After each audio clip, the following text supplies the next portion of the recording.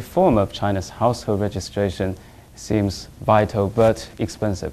So what are some of the social and political risks of the reform?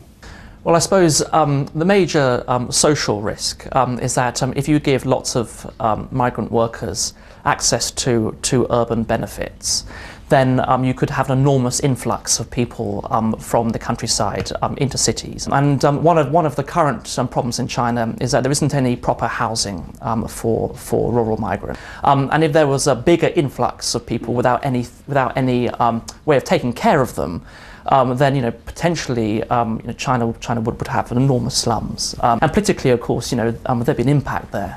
If you have many people living in the city as second-class citizens, as people do currently because of China's hukou policies, then I think potentially that's a social time bomb.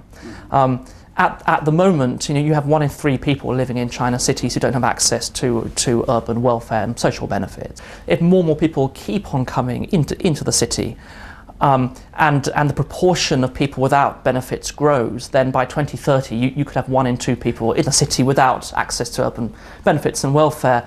And I just don't think that's feasible. It's not sustainable, and I think the social pressures are going to build. And of course, social pressures equal political pressures. So how to reform the system?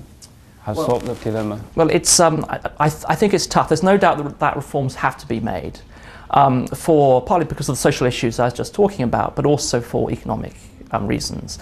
The problem now is that as China tries to shift its economic model away from investment more towards household consumption, it doesn't make sense to have 1 in 3 people in its cities who really cannot consume because they have to save more of their income to kind of spend on schooling and on healthcare. So it has to be reformed. The problem is how. Now, if they abolish the hukou overnight, then, as I said, you would get this flood of people, and so that's not feasible either. So clearly, reforms have to happen slowly, and I think possibly the best way of doing it is to look at how some of the richer cities, particularly along the East Coast, have been approaching this. So I think Shanghai is quite a good example. And so now, for the last few years, long-term migrant workers have been given limited benefits, a limited package of benefits. And this tends to be given to people who have been resident in the city for several years. It may be a 5-year minimum.